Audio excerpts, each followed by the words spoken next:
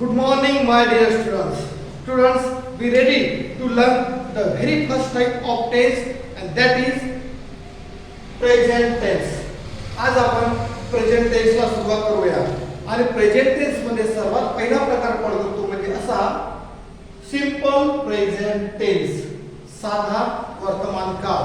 आणि याचा फॉर्म्युला तयार होतो subject plus V1 plus object करता क्रियापदाचं पहिलं रूप आणि ऑब्जेक्ट. आणि या फॉर्म्युल्याचा वापर करून आपण थाउजंड्स ऑफ सेंटेन्स बनवू शकतो. तर फर्स्ट एक्झाम्पल आपण बघूया आणि ते म्हणजे example number 1. I write a letter. I write a letter. मी पत्र लिहितो. मी पत्र लिहितो. मुलं म्हणतील आणि मुली म्हणतील मी पत्र लिहिते. Right. Number example number 2. We sing a song. आम्ही गाणं गातो.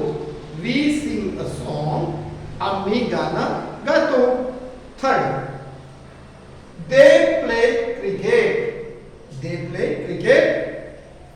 ते क्रिकेट खेळतात. ते क्रिकेट खेळतात. सब्जेक्ट क्रियापदाचं पहिलं रूप, ऑब्जेक्ट सब्जेक्ट क्रियापदाचं पहिलं रूप आणि object. Correct. Now example number 4. You eat a mango. You eat a mango means तू आंबा खातोस. You eat a mango. तू आंबा खातोस. Example number 5. He reads a book. तो पुस्तक वाचतो. He reads a book. तो पुस्तक वाचतो.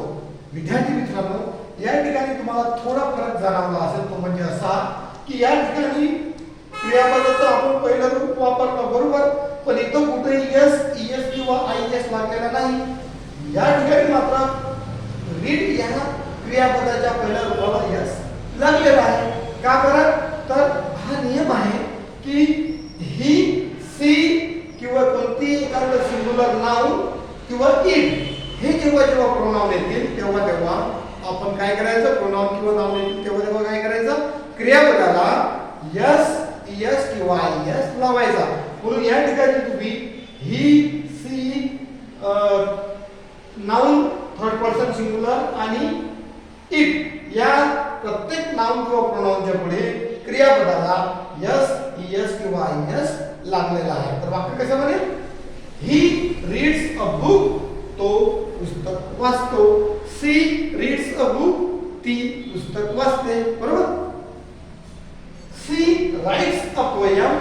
ती कविता लिहिते. She writes a poem. ती कविता लिहिते. Rani makes a cake. Rani cake बनविते.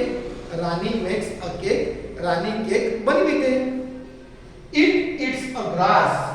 फॉर एक्झाम्पल आपण काऊ साठी इट हे प्रोनाउन वापरतो. तर मग कवी इट इट्स ग्रास. ती गवत खाते. ते गवत खाते. अशा प्रकारचे आपण वाक्य सिंपल प्रेझेंट टेन्स मध्ये बनवू शकतो. आणि निश्चितच या अशा प्रकारची वाक्य बनवल्याने आपला कॉन्फिडन्स वाढेल. आपल्याला बोलता येईल आणि इंग्रजी लवकर समजेल सुद्धा. तर या ठिकाणी आपण आज प्रेझेंट टेन्स मधील पहिला टाइप तो म्हणजे सिंपल प्रेझेंट टेन्स हा बघितला. निश्चितच तुम्हाला हा टॉपिक आवडला असेल. उद्या आपण पुन्हा सेकंड टाइप बघणार आहोत प्रेझेंट टेन्सचा. तर आपल्याला व्हिडिओ जर आवडला असेल तर निश्चितच व्हिडिओला सबस्क्राईब आणि लाईक करा. Thank you very much. धन्यवाद.